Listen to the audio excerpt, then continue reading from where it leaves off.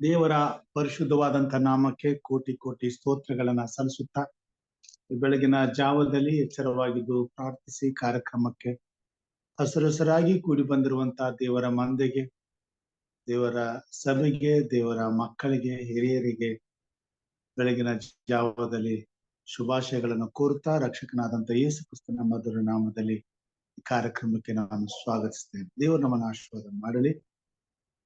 ಈ ದಿನದ ಪಾರಾಯಣಕ್ಕಾಗಿ ನಾನು ಆರಿಸಿಕೊಂಡಂತ ಭಾಗ ಇಬ್ರಿಯದವರಿಗೆ ಬರೆದ ಪತ್ರಿಕೆ 11ನೇ ಅಧ್ಯಾಯ 11ರಿಂದ 16 ವಚನಗಳ. ಇಬ್ರಿಯ ಬರೆದ ಪತ್ರಿಕೆ 11ನೇ ಅಧ್ಯಾಯ 11ರಿಂದ 16 ವಚನ. ಇದಲ್ಲದೆ ಸಾರಳು ವಾಗ್ದಾನ ಮಾಡಿದ ಆತನನ್ನು ನಂಬತಕ್ಕವನೆಂದೆಣಿಸಿ ತಾನು ಪ್ರಾಯ ಮೀರಿದವಳಾಗಿದ್ದರೂ ನಂಬಿಕೆಯಿಂದಲೇ ಗರ್ಭವತಿಯಾಗುವುದಕ್ಕೆ ಶಕ್ತಿಯನ್ನು ಹೊಂದಿದಳು.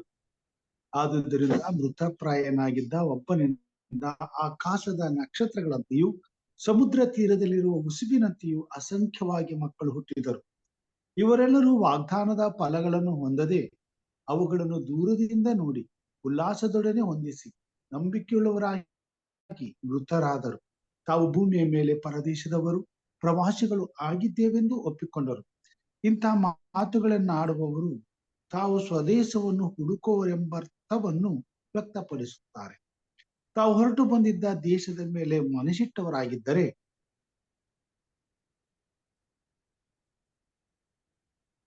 ತಿರುಗಿ ಅಲ್ಲಿಗೆ ಹೋಗುವುದಕ್ಕೆ ಅವರಿಗೆ ಯಾವಾಗಲೂ ಅವಕಾಶವಿತ್ತು.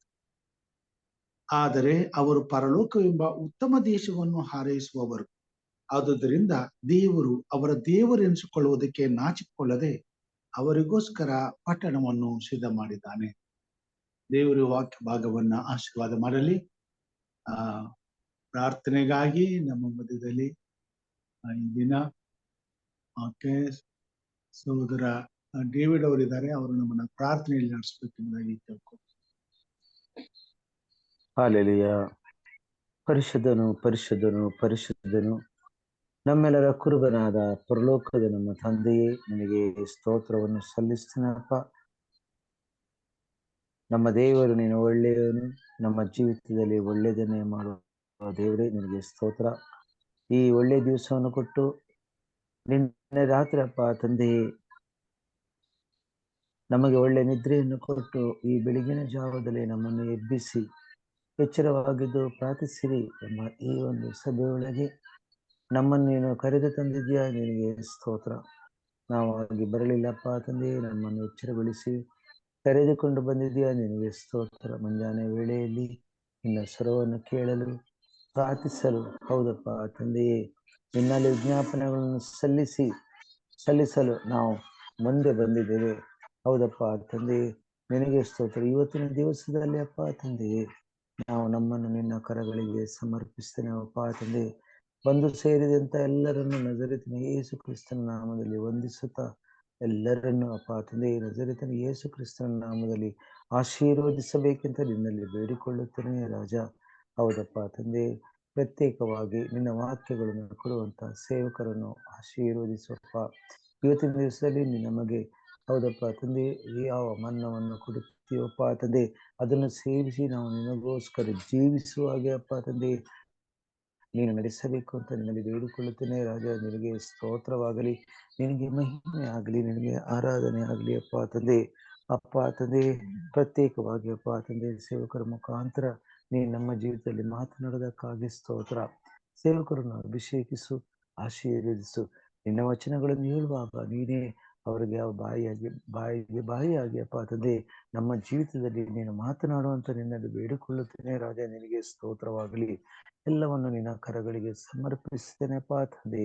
ಹೌದಪ್ಪ, ಈ ಬೆಳಗಿನ ಜಾವದಲ್ಲಿ ನಾವು ನಮ್ಮನ್ನು ಸಮರ್ಪಿಸಿ ನಿನ್ನ ವಾಕ್ಯಗಳನ್ನು ಅಪ್ಪ ತಂದೆ ಹೌದಪ್ಪ ನಾವು ಎದುರು ನೋಡುತ್ತಾ ಇರ್ತೇವಪ್ಪ ತಂದೆ. ಇದನ್ನು ಆಶೀರ್ವದಿಸಿ ಬಲಪಡಿಸು ನಮ್ಮನ್ನು ನಿನ್ನ ರಾಜ್ಯದಲ್ಲಿ ಅಪ್ಪ ತಂದೆ. ಹೌದಪ್ಪ, ನಿನ್ನ ಸೇವೆಗಾಗಿ ನಮ್ಮನ್ನು ಉಪಯೋಗಿಸು. ಜಗದುತ್ಪತ್ತಿಗೆ ಮುಂಚೆ ಯೇಸು ಕ್ರಿಸ್ತನಲ್ಲಿ ನಮ್ಮನ್ನು ಆರಿಸಿ ನಮ್ಮ ಜೀವಿತದಲ್ಲಿ ಒಂದು ಉದ್ದೇಶವನ್ನು ಇಟ್ಟು ನಿನ್ನ ಸುಚಿತ್ತವನ್ನು ನಮ್ಮ ಜೀವಿತದಲ್ಲಿ ನೆರವೇರಿಸುತ್ತೀಯ. ಅದಕ್ಕಾಗಿ ಸ್ತೋತ್ರ. ಇವತ್ತಿನ ದಿವಸವನ್ನು ನಮ್ಮೆಲ್ಲರನ್ನು ಬರುವ ಎಲ್ಲರನ್ನು ಅಪ್ಪ ತಂದೆ ಆಶೀರ್ವದಿಸುವಂತ ಬೇಡುತ್ತೇವೆ. ಇವತ್ತಿನ ಆಗು ಹೋಗುಗಳಲ್ಲಿ ನಿಮ್ಮನ್ನು ನಡೆಸಂತ ಬೇಡುತ್ತೇನೆ. ಈ ಪ್ರಾರ್ಥನೆಯನ್ನು ನಜರೇತಿನ ಯೇಸು ಕ್ರಿಸ್ತನ ನಾಮದಲ್ಲಿ ಬೇಡಿದ್ದೇನೆ ತಂದೆಯೇ, ಆಮೇನ್. ಆಮೇನ್. ಉತ್ತಮವಾದಂತಹ ಪ್ರಾರ್ಥನೆಗಾಗಿ ಸಹೋದರ ಡೇವಿಡ್ ಅವರಿಗೆ ವಂದನೆಗಳನ್ನ ಸಲ್ಲಿಸ್ತೇನೆ. ಈ ಸಮಯದಲ್ಲಿ ಸಭಾ ಸಂಗೀತಗಳಲ್ಲಿ 65ನೇ ಕೀರ್ತನೆ, ಕರ್ತ ನಿನ್ನ ಸೇವೆಗೆ ನನ್ನ ಜೀವ ಕೊಟ್ಟೆ. ಈ ಹಾಡನ್ನ ನಾನು ಬೇರೆ ಧಾಟಿಯಲ್ಲಿ ಹಾಡ್ತೇನೆ. ಇದು ಬೀದರ್ ಮತ್ತು ನಾರ್ತ್ ಕರ್ನಾಟಕ ಕಡೆ ಈ ಹಾಡನ್ನ ಈ ರೀತಿಯಾಗಿ ಭಜನೆಯಲ್ಲಿ ಹಾಡ್ತಾರೆ. ಸೊ ಅದನ್ನ ನಾನು ಈಗ ಹಾಡ್ಲಿಕ್ಕೆ ಹೋಗ್ತೇನೆ. ಗೊತ್ತಿರೋರು ನನ್ನ ಜೊತೆಲಿ ಧ್ವನಿ ಕೂರಿಸ್ರಿ, ನಿಮ್ಮ ಮೊಬೈಲ್ಗಳನ್ನ ಮ್ಯೂಟ್ ಮಾಡಿ. ಓ ಕರ್ತ ನಿನ್ನ ಸೇವೆಗೆ ನನ್ನ ಜೀವ ಕೊಟ್ಟೆನು, ನನ್ನ ಜೀವ ಕೊಟ್ಟೆನು. ಓ ಕರ್ತ ನಿನ್ನ ಸೇವೆಗೆ ನನ್ನ ಜೀವ ಕೊಟ್ಟೆನು, ನನ್ನ ಜೀವ ಕೊಟ್ಟೆನು. ನಿನ್ನ ಘನಕ್ಕಾಗಿಯೇ ಹೊತ್ತು ಕಳೆಯುವೆನು, ನನ್ನ ಕೈಗಳಿನಗೆ ನಾ ಪ್ರತಿಷ್ಠೆ ಮಾಡಿದೆ. ಓ ಕರ್ತ ನಿನ್ನ ಸೇವೆಗೆ ನನ್ನ ಜೀವ ಕೊಟ್ಟೆನು, ನನ್ನ ಜೀವ ಕೊಟ್ಟೆನು. ನನ್ನ ಕೈಗಳಿನಗೆ ನಾ ಪ್ರತಿಷ್ಠೆ ಮಾಡಿದೆ, ನನ್ನ ಕೈಗಳಿನಗೆ ನಾ ಪ್ರತಿಷ್ಠೆ ಮಾಡಿದೆ. ನನ್ನ ಕಾಲು ಕರ್ತನೇ ತಕ್ಕೋ ನಿನ್ನ ಸೇವೆಗೆ, ನನ್ನ ಕಾಲು ಕರ್ತನೇ ತಕ್ಕೋ ನಿನ್ನ ಸೇವೆಗೆ. ಓ ಕರ್ತ ನಿನ್ನ ಸೇವೆಗೆ ನನ್ನ ಜೀವ ಕೊಟ್ಟೆನು, ನನ್ನ ಜೀವ ಕೊಟ್ಟೆನು. ನನ್ನ ಸ್ವರ ನಿನ್ನದೇ, ನಿನ್ನ ಸ್ತೋತ್ರ ಮಾಡಲಿ. ನನ್ನ ಸ್ವರ ನಿನ್ನದೇ, ನಿನ್ನ ಸ್ತೋತ್ರ ಮಾಡಲಿ. ನನ್ನ ಬಾಯಿ ಕರ್ತನೇ ನಿನ್ನ ವಾಕ್ಯ ಸಾರಲಿ. ನನ್ನ ಬಾಯಿ ಕರ್ತನೇ ನಿನ್ನ ವಾಕ್ಯ ಸಾರಲಿ. ಓ ಕರ್ತ ನಿನ್ನ ಸೇವೆಗೆ ನನ್ನ ಜೀವ ಕೊಟ್ಟೆನು, ನನ್ನ ಜೀವ ಕೊಟ್ಟೆನು. ದೇವರು ನಮ್ಮನ್ನು ಆಶೀರ್ವಾದ ಮಾಡಲಿ. ದೇವರ ವಾಕ್ಯ ಭಾಗಕ್ಕಾಗಿ ಹೋಗೋಣ. ದೇವರ ವಾಕ್ಯದಲ್ಲಿ ನಾವು ನೋಡ್ತೇವೆ 11ನೇ ಅಧ್ಯಾಯದಲ್ಲಿ ದೇವರು ತನ್ನನ್ನ ಪ್ರೀತಿಸಿದಂತ ಮಕ್ಕಳು ಹಾರೈಸುವಂಥದ್ದನ್ನು, ಆರಿಸಿಕೊಳ್ಳುವಂಥದ್ದನ್ನು ಇಲ್ಲಿ ನಮಗೆ ಪೌಲನ ಮುಖಾಂತರವಾಗಿ ತಿಳಿಸುವಂತನಾಗಿದ್ದಾನೆ. 11ನೇ ಅಧ್ಯಾಯದಲ್ಲಿ ನಾವು ನೋಡುವಾಗ ಆದಾಮನಿಂದ ಹಿಡಿದುಕೊಂಡು ಈ ಲೋಕದ ಕೊನೆಯ ಕಾಲದಲ್ಲಿ ತನ್ನನ್ನು ಆರಿಸಿಕೊಳ್ಳುವಂತ, ತನ್ನನ್ನು ನಂಬುವಂತ ಪ್ರತಿಯೊಬ್ಬರನ್ನು ಇಲ್ಲಿ ನಮಗೆ ಗುರುತಿಸುವಂತವನಾಗಿದ್ದಾನೆ. ಸೇವೆಯಲ್ಲಿ ದೇವರ ಘನತೆಗಾಗಿ, ದೇವರ ಮಹಿಮೆಗಾಗಿ ಹಂಬಲಿಸುವಂತ ಜೀವದ ಬಯಕೆಗಳು ಹೇಗಿರ್ತವೆ ಎಂಬುದಾಗಿ ನಾವು ಇಲ್ಲಿ ನೋಡಬಹುದಾಗಿದೆ. ಇಲ್ಲಿ ನಾವು ನೋಡ್ತೇವೆ, ಇವರೆಲ್ಲರೂ ಕೂಡ ಉತ್ತಮವಾದಂತ ದೇಶಕ್ಕಾಗಿ ಹಾರೈಸಿದರು. ಉತ್ತಮವಾದಂತ ದೇಶಕ್ಕಾಗಿ ಹಾರೈಸಲು ಉತ್ತಮವಾದ ಫಲಗಳಿಗಾಗಿ ಅವರು ಎದುರು ನೋಡ್ತಿದ್ರು. 10ನೇ ಅಧ್ಯಾಯ 35ನೇ ವಚನದಲ್ಲಿ 36ನೇ ವಚನದಲ್ಲಿ ಹೀಗೆ ಹೇಳ್ತಾನೆ, ಮಹಾ ಪ್ರತಿಫಲ ಉಂಟು, ಆದರೆ ದೇವರ ಚಿತ್ತವನ್ನು ನೆರವೇರಿಸಿ ವಾಗ್ದಾನದ ಫಲವನ್ನು ಹೊಂದಬೇಕಾದರೆ ನಿಮಗೆ ತಾಳ್ಮೆ ಬೇಕು. ಉತ್ತಮವಾದ ದೇಶವನ್ನ ಹಾರೈಸುವಂತ ದೇವರ ಮಕ್ಕಳಿಗೆ ಉತ್ತಮವಾದಂತಹ ಫಲವನ್ನು ವಾಗ್ದಾನ ಮಾಡಿ ಆ ಫಲವನ್ನು ಹೊಂದುವುದಕ್ಕಾಗಿ ಉತ್ತಮವಾದ ದೇಶವನ್ನ ಹಾರೈಸುವಂತವರಾಗಿದ್ದಾರೆ.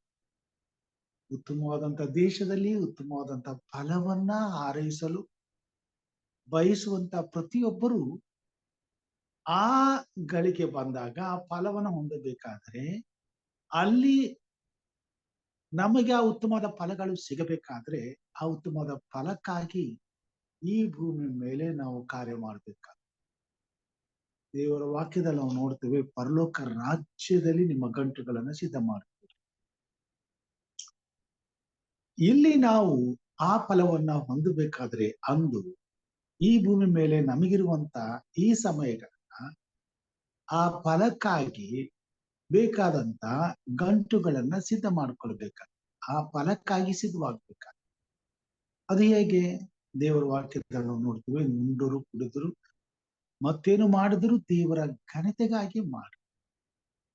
ಪ್ರತಿಯೊಂದು ವಿಷಯದಲ್ಲಿಯೂ ಆ ಪರಲೋಕ ರಾಜ್ಯದಲ್ಲಿ ಸಿಗುವ ಪ್ರತಿಫಲಕ್ಕಾಗಿ ಈ ಭೂಮಿ ಮೇಲೆ ನಮ್ಮ ಸಮಯವನ್ನ, ನಮ್ಮ ದೇವರು ಕೊಟ್ಟುವಂತ ಎಲ್ಲಾ ಆಶೀರ್ವಾದಗಳನ್ನ ನಾವು ಉಪಯೋಗಿಸಬೇಕೆಂಬುದಾಗಿ ದೇವರ ವಾಕ್ಯವು ನಮ್ಮನ್ನು ಒತ್ತಾಯಪಡಿಸುವುದಾಗಿ ಎಲ್ಲ ನೋಡ್ತೇವೆ. ಮೊದಲನೇದಾಗಿ ಹೇಬೆಲನ ವಿಷಯದಲ್ಲಿ ಬರೀತಾನೆ 4ನೇ ವಚನ, 11ನೇ ಅಧ್ಯಾಯ 4ನೇ ವಚನ. ನಂಬಿಕೆಯಿಂದಲೇ ಹೇಬೆಲನು ಕಾಯನನ ಯಜ್ಞಕ್ಕಿಂತ ಶ್ರೇಷ್ಠವಾದ ಯಜ್ಞವನ್ನು ದೇವರಿಗೆ ಸಮರ್ಪಿಸಿದನು. ಉತ್ತಮವಾದ ಫಲವನ್ನ ಹೊಂದಬೇಕಾದ್ರೆ ಉತ್ತಮವಾದ ಕಾರ್ಯಗಳನ್ನ ಮಾಡ್ಬೇಕಾಗ್ತದೆ. ಆ ಉತ್ತಮವಾದ ಕಾರ್ಯಗಳನ್ನ ಹೇಬೆಲನ ಮುಖಾಂತರವಾಗಿ ತಿಳಿಸ್ತಾನೆ. ಆತನು ಶ್ರೇಷ್ಠವಾದ ಯಜ್ಞಗಳನ್ನ ದೇವರಿಗೆ ಸಮರ್ಪಿಸಿದನು. ಕಾಯಿನನು ಕೂಡ ದೇವರಿಗೆ ಕಾಣಿಕೆಯನ್ನು ಸಮರ್ಪಿಸಿದನು. ಆದ್ರೆ ವಾಕ್ಯದಲ್ಲಿ ನಾವು ನೋಡ್ತೇವೆ, ಕಾಯಿನನ ಆ ಯಜ್ಞವನ್ನ ದೇವರು ಸ್ವೀಕರಿಸಲಿಲ್ಲ, ಆದ್ರೆ ಹೇಬೆಲನ ಯಜ್ಞವನ್ನ ದೇವರು ಸ್ವೀಕರಿಸಿದನು. ಅದು ಶ್ರೇಷ್ಠವಾದ ಯಜ್ಞ ಎಂಬುದಾಗಿ ಪರಿಗಣಿಸಿದರು. ಕಾರಣ ಏನು? ಆತನಲ್ಲಿ ದೇವರನ್ನ ಘನಪಡಿಸಲು ಬೇಕಾದಂತ ಉತ್ತಮವಾದಂತ ಕಾರ್ಯಗಳು ಏನೆಂಬುದನ್ನ ಆತನ ಅರಿತಿದ್ದನು. ದೇವರ ವಾಕ್ಯವನ್ನ ಓದುವಂತ ಪ್ರತಿಯೊಬ್ಬ ದೇವರ ಮಕ್ಕಳಿಗೆ ದೇವರು ಬಯಸುವಂತ ಉತ್ತಮವಾದಂತ ಕಾರ್ಯಗಳು ಏನೆಂಬುದನ್ನ ನಮ್ಮ ಮುಂದೆ ತೆರೆದಿಟ್ಟಿದ್ದಾರೆ. ಪ್ರತಿಯೊಬ್ಬರು ಅದಕ್ಕಾಗಿ ದೇವರ ವಾಕ್ಯವನ್ನ ಓದಬೇಕಾಗಿದೆ. ಮತ್ತು ದೇವರ ವಾಕ್ಯವನ್ನು ಓದುವಂತ ಪ್ರತಿಯೊಬ್ಬರು ಸಹ ದೇವರ ರಾಜ್ಯಕ್ಕೆ ಸಿದ್ಧಪಡಿಸಿಕೊಳ್ಳಬೇಕಾದಂತ ಉತ್ತಮವಾದಂತ ಫಲವೇನೆಂಬುದನ್ನ ಅರ್ಥ ಮಾಡಿಕೊಳ್ಳುವಾಗೆ ದೇವರ ಆತ್ಮನು ಕಾರ್ಯ ಮಾಡ್ತಾರೆ. ಮತ್ತು ಯಾರ ಹೃದಯದಲ್ಲಿ ದೇವರ ಆತ್ಮನು ಉತ್ತಮವಾದಂತ ಫಲಕ್ಕಾಗಿ ಅವರು ಸಿದ್ಧಪಡಿಸ್ತಾನೋ ಅವರು ಈ ಭೂಮಿ ಮೇಲೆ ಅದಕ್ಕಾಗಿ ಹಾರೈಸ್ತಾರೆ, ಅದಕ್ಕಾಗಿ ಬಯಸ್ತಾರೆ, ಅದಕ್ಕಾಗಿ ಪ್ರಯಾಸ ಪಡ್ತಾರೆ, ಅದಕ್ಕಾಗಿ ಈ ಭೂಮಿ ಮೇಲೆ ಹೆಚ್ಚು ತಮಗಿರುವಂತ ಎಲ್ಲವುಗಳನ್ನ ದೇವರ ಸನ್ನಿಧಾನದಲ್ಲಿ ಕೂಡಿಟ್ಟುಕೊಳ್ಳುವುದಕ್ಕೆ ಪ್ರಯಾಸ ಪಡ್ತಾರೆ. ದೇವರ ವಾಕ್ಯದಲ್ಲಿ ನಾವು ನೋಡ್ತೇವೆ, ಈ ಭೂಮಿ ಮೇಲೆ ದೇವರ ರಾಜ್ಯಕ್ಕಾಗಿ ಅದರ ನೀತಿಗಾಗಿ ತವಕ ಪಡಬೇಕು. ದೇವರ ರಾಜ್ಯಕ್ಕಾಗಿ ಅದರ ನೀತಿಗಾಗಿ ತವಕ ಪಡುವಂತ ದೇವರ ಮಕ್ಕಳಿಗೆ ಮಾತ್ರ ಆ ಪ್ರತಿಫಲವನ್ನು ಹೊಂದುವುದಕ್ಕೆ ಬೇಕಾದಂತ ಆ ವಾಗ್ದಾನದ ಫಲಗಳಿಗಾಗಿ ಬೇಕಾದಂತ ಕಾರ್ಯಗಳನ್ನ ಅಲ್ಲಿ ಕೂಡಿಸಿಟ್ಟುಕೊಳ್ಳುವಂತ ವ್ಯವಸ್ಥೆ ಈ ಭೂಮಿ ಮೇಲೆ ಸಿಗ್ತದೆ. ಅನೇಕ ಸಾರಿ ನಾನು ಹಳ್ಳಿಗಳಲ್ಲಿ ಸೇವೆ ಮಾಡುವಾಗ ಹಳ್ಳಿ ಸಭೆಗಳನ್ನ ನೀವು ಹೋಗಿ ನೋಡಿದ್ರೆ ಗೊತ್ತಾಗ್ತದೆ. ಅಲ್ಲಿ ಎಲ್ಲಾ ವ್ಯವಸ್ಥೆಗಳು ಇರೋದಿಲ್ಲ. ಅಲ್ಲಿ ಒಂದು ಒಳ್ಳೆ ಪುಲ್ಪಿಟ್ ಇರೋದಿಲ್ಲ, ಒಂದು ಫ್ಯಾನ್ ಇರೋದಿಲ್ಲ, ಒಂದು ಬೆಂಚ್ ಇರೋದಿಲ್ಲ, ಅಲ್ಲಿ ದೇವರ ಸಾಮಾನುಗಳನ್ನ ಇಟ್ಕೊಳ್ಳೋದಕ್ಕೆ ವ್ಯವಸ್ಥೆಗಳಿರೋದಿಲ್ಲ, ಖಾಲಿ ಆಗಿರ್ತದೆ. ಸೊ ನಾನು ಅಲ್ಲಿ ಸೇವೆ ಮಾಡುವಂತ ಸಮಯದಲ್ಲಿ ಎಲ್ಲಿಂದಲೂ ಯಾರೋ ಬರ್ತಿದ್ರು, ಅವ್ರು ಬಂದು ಕೂತ್ಕೋತಿದ್ರು, ಆರಾಧನೆ ಮಾಡ್ತಿದ್ರು. ಪ್ರಾರ್ಥನೆ ಆದ್ಮೇಲೆ ಎಲ್ಲ ಬಂದ್ಬಿಟ್ಟು ನಾನು ಕೇಳ್ತಿದ್ರು, ಬೋಧಕರೇ ಇಲ್ಲಿ ಫ್ಯಾನ್ ಹಾಕಿಲ್ಲ, ಬೋಧಕರೇ ನೀವು ಪ್ರಸಂಗ ಮಾಡೋದಕ್ಕೆ ಒಂದು ಒಳ್ಳೆ ಪುಲ್ಪಿಟ್ ಇಲ್ಲ, ಬೋಧಕರೇ ಇಲ್ಲಿ ಎಲ್ಲ ಹರಿದೋದಂತ ಚಾಪೆ ಮೇಲೆ ಕೂತ್ಕೊಳ್ತಾರೆ. ಇದನ್ನೆಲ್ಲ ಅವ್ರು ಗಮನಿಸ್ತಿದ್ರು. ಯಾರೋ ಒಬ್ರು ಬರ್ತಿದ್ರು, ಕೂತ್ಕೋತಿದ್ರು, ನೋಡ್ತಿದ್ರು. ಹೋಗುವಾಗ ಈ ವಿಷಯಗಳನ್ನ ಅವ್ರು ಗಮನಿಸ್ತಿದ್ರು. ಯಾಕೆ ಅವ್ರು ಗಮನಿಸ್ತಿದ್ರು? ಯಾಕೆ ಅವ್ರ ಕಣ್ಣಿಗೆ ಬೀಳ್ತಿದ್ರು? ಎಷ್ಟೋ ಜನರು ಬರ್ತಿದ್ರು, ಹೋಗ್ತಿದ್ರು. ಯಾರು ಕೂಡ ತಾವಾಗಿದ್ದು ನಾವು ಕೇಳ್ಕೊಳ್ಳೋದು ಬೇರೆ. ತಾವಾಗಿದ್ದು ತಾವೇ ಅಲ್ಲಿರ್ತಕ್ಕಂಥ ಕೊರತೆಗಳನ್ನ ಗಮನಿಸಿ ಇಲ್ಲಿ ಇದಿಲ್ವಲ್ಲ ಅನ್ನೋದನ್ನ ಯೋಚನೆ ಮಾಡಿಕೊಂಡು ಆಗ ಅದನ್ನ ನಾವು ಮಾಡ್ಬೇಕಲ್ಲ ಅಂತ ಅವ್ರ ಹೃದಯದಲ್ಲಿ ಆಸೆ ಹುಟ್ಟಿ, ಬಯಕೆ ಹುಟ್ಟಿ ಹೋಗುವಾಗ, ಬೋಧಕರೇ ಇದನ್ನ ನಾನು ಮಾಡ್ತೇನೆ, ಈ ಕೊರತೆನ, ಇದಕ್ಕೆ ಬೇಕಾದ ಎಷ್ಟು ಬೇಕು, ಏನ್ ಬೇಕು ಅಂತ ನಾನು ತಿಳಿಸಿ ಹೋಗಿ ಅದನ್ನ ಮಾಡ್ತೀನಿ. ಒಂದ್ ಸಾರಿ ಆ ಬುಧೇರ ಅಂತಕ್ಕಂಥ ಸ್ಥಳದಲ್ಲಿ ಆಲಯವನ್ನ ಕಟ್ತಿದ್ವಿ. ಒಂದು ಹಂತಕ್ಕೆ ಬಂತು, ಎಲ್ಲಾ ಮಾಡಿದೀವಿ, ಇನ್ನು ಫ್ಲೋರಿಂಗ್ ಆಗ್ಬೇಕಾಗಿತ್ತು. ಅದಕ್ಕೆ ನಮ್ಗೆ ದುಡ್ಡು ಇರ್ಲಿಲ್ಲ. ನಾವು ನೆಲದ ಮೇಲೆ ಕೂತ್ಕೊಂಡು ಮಣ್ಣಿನ ನೆಲ ಇತ್ತು, ಮೇಲೆಲ್ಲ ರೂಫ್ ಎಲ್ಲ ಹಾಕಿದ್ವಿ, ಒಳ್ಳೆ ಬಿಲ್ಡಿಂಗ್ ಕಟ್ಟಿದ್ವಿ, ಫ್ಲೋರಿಂಗ್ ಆಗ್ಬೇಕಾಗಿತ್ತು. ಸರಿ, ಆರಾಧನೆ ನಡೀತಿತ್ತು, ದೇವ್ರು ನಮಗೂ ನಂಬಿಕೆ ಇತ್ತು, ದೇವರೆಲ್ಲ ಒದಗಿಸ್ಕೊಡ್ತಾನೆ, ಮಾಡೋಣ. ಸಿ ನಮ್ಮ ಪಾಡಿ ನಾವು ಆರಾಧನೆಯಲ್ಲಿ ನಮ್ಮ ಪಾಡಿ ನಾವು ಇರ್ತಿದ್ವಿ, ವಾರಕ್ಕೊಂದ್ಸರಿ ಸೇರ್ತಿದ್ವಿ, ಆರಾಧನೆ ಮಾಡ್ತಿದ್ವಿ. ಅವಾಗ ರತ್ನಾಕರ್ ಅಂತ ಹೇಳಿ ಅವರು ಪೂನಾದಲ್ಲಿ ನಮ್ಮ ಇನ್ನೂ ಕೂಡ ಅವರು ನಲ್ಲಿ ನಮ್ಮ ಕ್ಯಾಫ್ಟೇರಿಯಲ್ಲಿ ಅವರು ವಾರ್ಡನ್ ಆಗಿದ್ದಾರೆ. ಆದ್ರೆ ಅವರು ಕಾಲೇಜನ್ನ ಮುಗಿಸ್ಕೊಂಡು ಆಗ ಹೆಂಡತಿ ಮಗು ಇತ್ತು. ಅವರು ನಾವಿರುವಂತ ಊರ್ ಪಕ್ಕದಲ್ಲಿ ಈ ಒಂದು ನಮ್ಮ ಒಂದು ಸಂಸ್ಥೆಗೆ ಅವ್ರ ಕೆಲ್ಸಕ್ಕೆ ಬಂದ್ರು. ಅದ ಹೆಸರು ಮಾಡ್ತದೆ. ಅಲ್ಲಿ ಬಂದು ಅವ್ರು ಕೆಲಸ ಮಾಡ್ತಿದ್ರು. ಒಂದ್ ದಿವಸ ಆರಾಧನೆ ಮಾಡೋದಕ್ಕೆ ಬಂದು ಅಲ್ಲಿ ನಮ್ ಜೊತೆಲಿ ಇದ್ರು. ಅವರು ಹಿಂದಿ ಮಾತಾಡ್ತಾರೆ, ಕನ್ನಡ ಅವಾಗ ತಾನೇ ಕಲಿಬೇಕಾಗಿತ್ತು. ಬಟ್ ಅವರು ಎಷ್ಟು ಅರ್ಥ ಮಾಡ್ಕೊಂಡ್ರು ಏನೋ ಗೊತ್ತಿಲ್ಲ. ಆದ್ರೆ ಅವ್ರು ಬಂದು ನಾವು ಹೇಳೋ ಪ್ರಸಂಗ ಆರಾಧನೆ ಅವ್ರಿಗೆ ಅರ್ಥ ಆಗದಿದ್ರು ಕೂತ್ಕೊಂಡು ನೋಡ್ಬಿಟ್ಟು ಅವ್ರ ನೆಲವನ್ನ ಗಮನಿಸಿದ್ರು.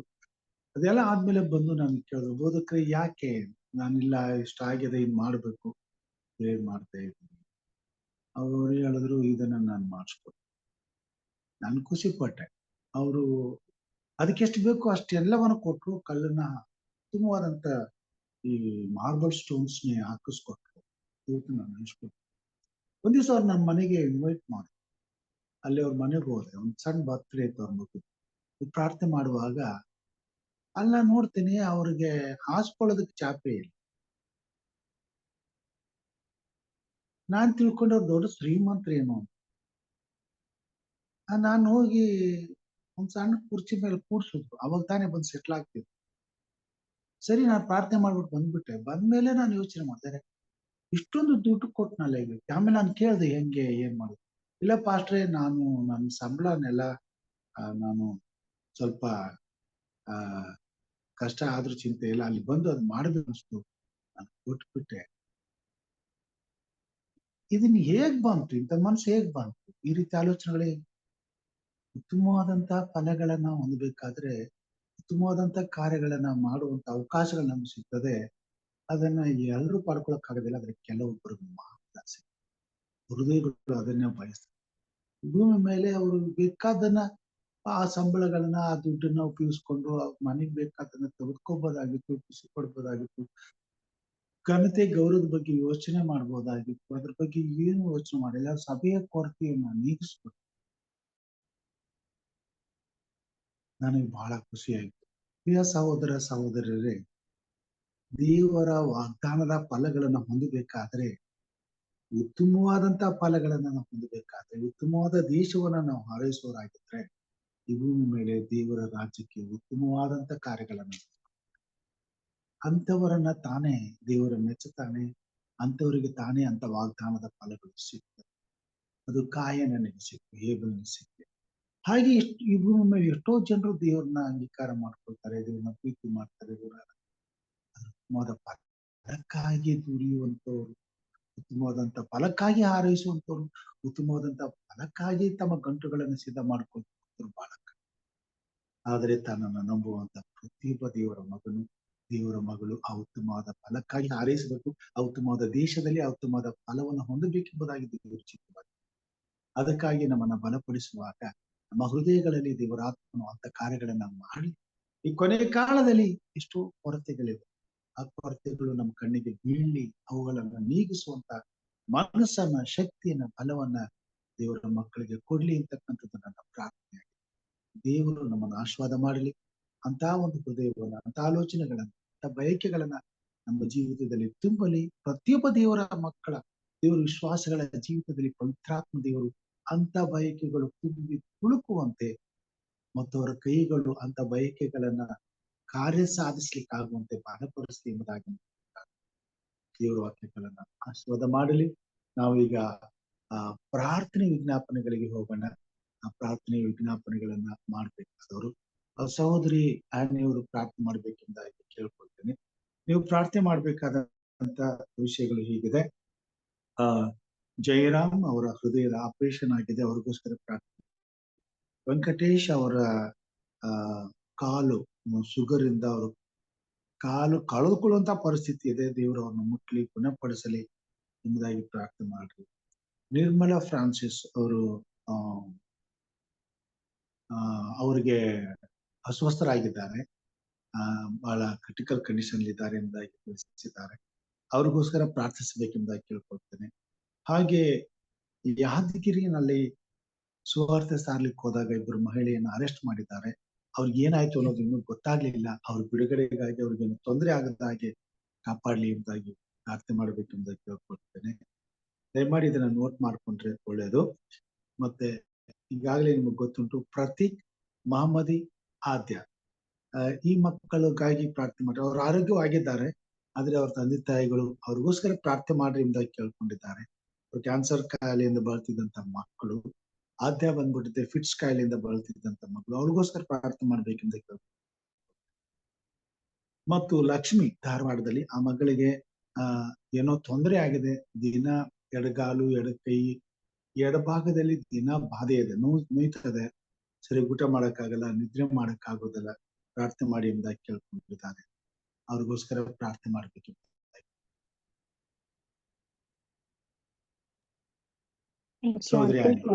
Let's pray.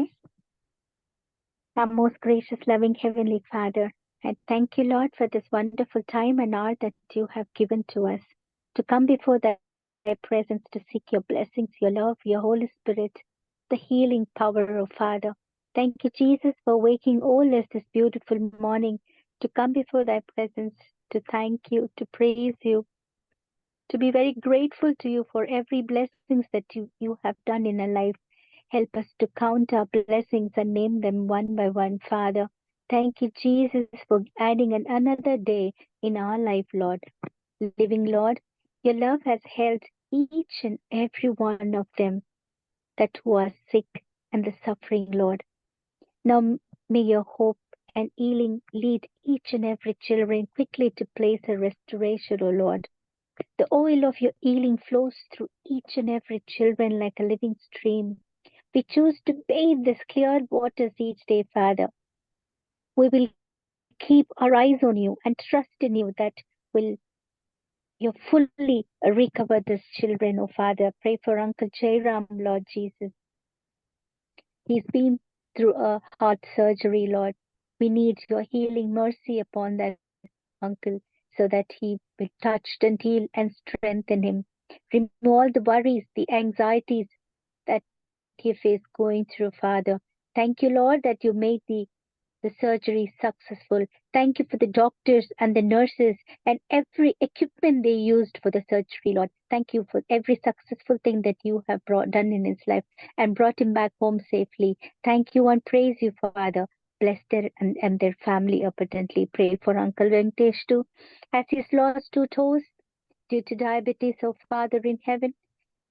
And doctors also suggesting something else. But Father, it's only possible through you. You make all impossible things possible so that you can heal Mr. Venkatesh uncle, so that he may relieve and reveal that you're his strength and you guided him and you make all things possible, oh Father. Remove them, Father. Help him not to worry. Help me to submit to the living God above in heaven so that he should be cleansed. Thank you, Jesus.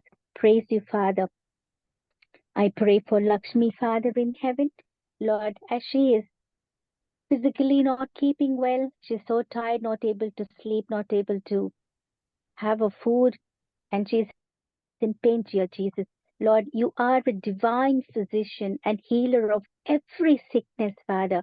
We turn to you in this time of illness. Dearest, comfort her, Lord Jesus. Strengthen her, Father. Help her to ease the pain she's getting through. Remove the stress, what if she's got anything to, Father. Your mighty hand, let your wounded mighty hand heal her this minute, this hour, this minute, Lord Jesus. Thank you and praise you, Father. Lord, I pray for Nirmala Francis also, Lord Jesus. As you said, it is critical, Lord Father. Dearest, you are the comforter of the trouble. Alleviate our worries and sorrow with your gentle love, Father, and grant each and every children of yours with your grace and strength to accept this burden, dear God. We place our worries in your hands. We place our every sickness, this children who has given the request. They are all your children, Father. Help them, Father, under your care. And they humbly ask that you will restore your children, your servants to health again, Father. I pray for 2 sisters who've been arrested in Yadagiri, Lord, Father in heaven.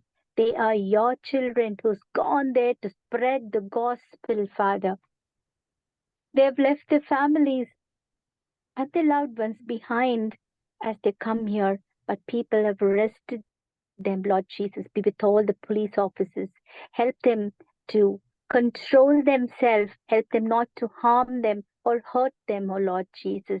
Strengthen those children of yours, oh Lord. They have been kept behind the bars, Father.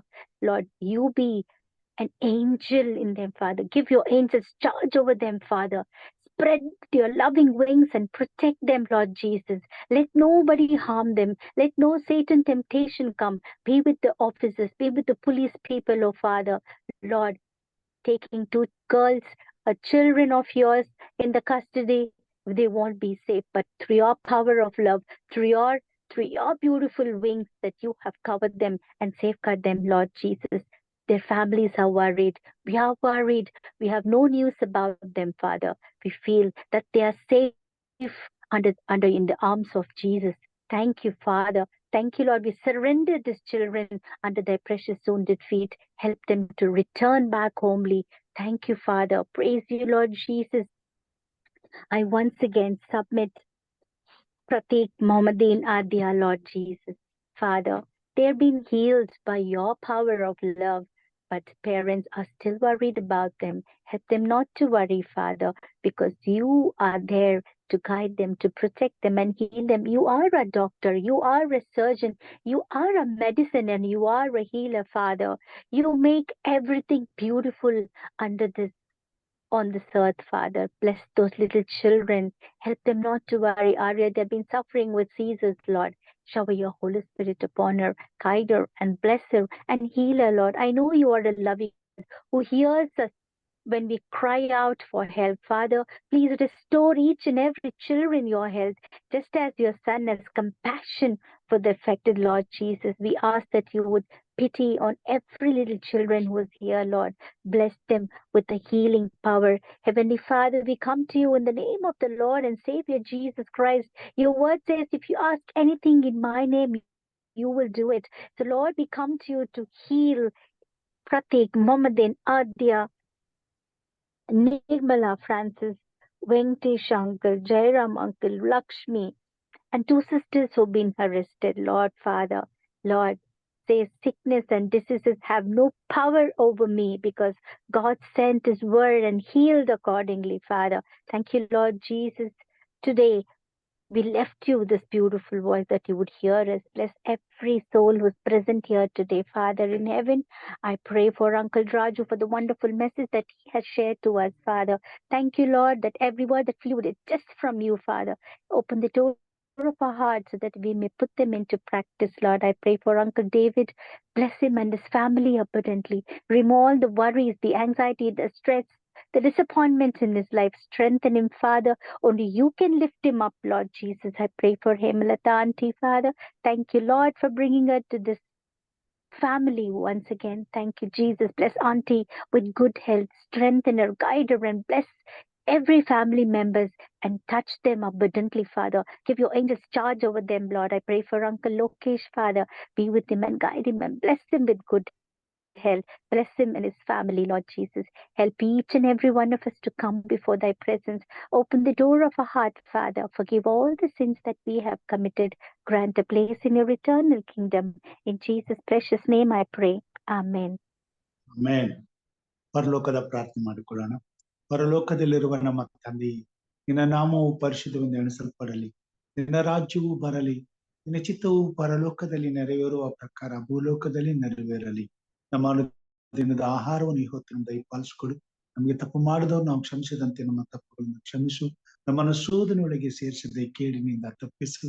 ಯಾಕಂದರೆ ರಾಜ್ಯವು ಬಲವು ಮಹಿಮೆಯು ಸದಾಕಾಲ ನಿನ್ನದೇ ಸ್ವಾಮಿ. ಆಮೇನ್. ನಮ್ಮ ತಂದೆಯಾದ ದೇವರ ಪ್ರೀತಿಯು, ನಮ್ಮ ರಕ್ಷಕನಾದಂತ ಯೇಸು ಕ್ರಿಸ್ತನ ಕೃಪೆಯು, ಪರಿಶುದ್ಧಾತ್ಮ ದೇವರ ಅನುನ್ನತಿಯು, ಐಕ್ಯತೆಯು, ಸಹವಾಸವು ಈಗಲೂ ಯಾವಾಗಲೂ ನಿರಂತರವು ಕೂಡಿ ಬಂದಿರುವಂತಹ ದೇವ ಮಂದಿಯ ಸಂಗಡ, ಅವರ ಕುಟುಂಬ ಮಕ್ಕಳ ಸಂಗಡ, ಅವರು ಮಾಡುವಂತ ಕೆಲಸ ಕಾರ್ಯ, ದಿನನಿತ್ಯದ ಸೇವೆಯ ಸಂಗಡ, ಹಾಗೂ ಸ್ವಾಮಿ ಪ್ರಾರ್ಥಿಸಿಕೊಂಡಂತ ಎಲ್ಲ ಮಕ್ಕಳ ಸಂಗಡ, ಸ್ವಾಮಿ ನಿನ್ನ ಸಹಾಯಕ್ಕಾಗಿ ಎದುರು ನೋಡ್ತಿರುವ ಪ್ರತಿಯೊಂದು ಹೃದಯದ ಸಂಗಡ ಇಂದು ಎಂದು ಸದಾಕಾಲ ನೆಲೆಯಾಗಿರ್ಲಿ ಸ್ವಾಮಿ. ಆಮೇನ್. ಆಮೇನ್. ಉತ್ತಮವಾದಂತ ಪ್ರಾರ್ಥನೆಗಾಗಿ ಸಹೋದರ ಡೇವಿಡ್ ಅವರಿಗೂ ಮತ್ತು ಸಹೋದರಿ ಆನೆ ಅವರಿಗೂ ನಾನು ವಂದನೆಗಳನ್ನ ಸಲ್ಲಿಸ್ತೇನೆ. ಹಾಗೂ ಈ ಕಾರ್ಯಕ್ರಮದಲ್ಲಿ ಎಚ್ಚರವಾಗಿದ್ದು ಬಂದು ದೇವರನ್ನ ಕನಪಡಿಸಿದಂತ ಎಲ್ಲ ದೇವರ ಮಂದಿಗೆ, ದೇವರ ಸಭೆಗೆ, ಹಿರಿಯರಿಗೆ ನಾನು ಧನ್ಯವಾದಗಳನ್ನ ಸಲ್ಲಿಸ್ತೇನೆ. ಈ ಕಾರ್ಯಕ್ರಮನ ಹೀಗೆ ಇನ್ನೂ ಹೆಚ್ಚಿನ ರೀತಿಯಲ್ಲಿ ಬಲಪಡಿಸುತ್ತಾ ಮುನ್ನಡೆಸ್ಕೊಂಡು ಹೋಗಲು ದೇವರ ಆತ್ಮನು ನಮ್ಮೆಲ್ಲರನ್ನ ನಡೆಸಲಿ. ಅನೇಕರ ಸಮಸ್ಯೆಗಳಿಗೆ, ಕೊರತೆಗಳಿಗೆ ಪ್ರಾರ್ಥಿಸುವಂತ ಒಂದು ಅವಕಾಶ ಇದನ್ನ ಸ್ವಾಮಿ ದಿನನಿತ್ಯವೂ ನಮ್ಗೆ ಒದಗಿಸಿಕೊಡ್ಲಿ. ಮತ್ತೆ ನಾಳೆ ಬೆಳಿಗ್ಗೆ ಒಟ್ಟಾಗಿ ಸೇರಿ ಕಾರ್ಯಕ್ರಮದಲ್ಲಿ ಭಾಗವಹಿಸಿ ದೇವರನ್ನ ಕನಪಡಿಸುವ ಹಾಗೆ ಈ ದಿನದ ಎಲ್ಲಾ ಕಾರ್ಯಗಳನ್ನು ಆಶೀರ್ವದಿಸಿ ಸಂತೋಷ, ಸಮಾಧಾನ, ಆರೋಗ್ಯದಿಂದ ತುಂಬಿಸಿ ನಮ್ಮನ್ನ ಉಪಯೋಗಿಸಿಕೊಳ್ಳಲಿ ಎಂಬುದಾಗಿ ಪ್ರಾರ್ಥಿಸುತ್ತಾ ಎಲ್ಲರಿಗೂ ಧನ್ಯವಾದಗಳೊಂದಿಗೆ ಈ ಬೆಳಗಿನ ಶುಭಾಶಯಗಳನ್ನು ಕೋರ್ತೇನೆ. ದೇವರು ನಮ್ಮನ್ನು ಆಶೀರ್ವಾದ. Thank you uncle. Thank you. ಎಲ್ರಿಗೂ ನಮಸ್ಕಾರ.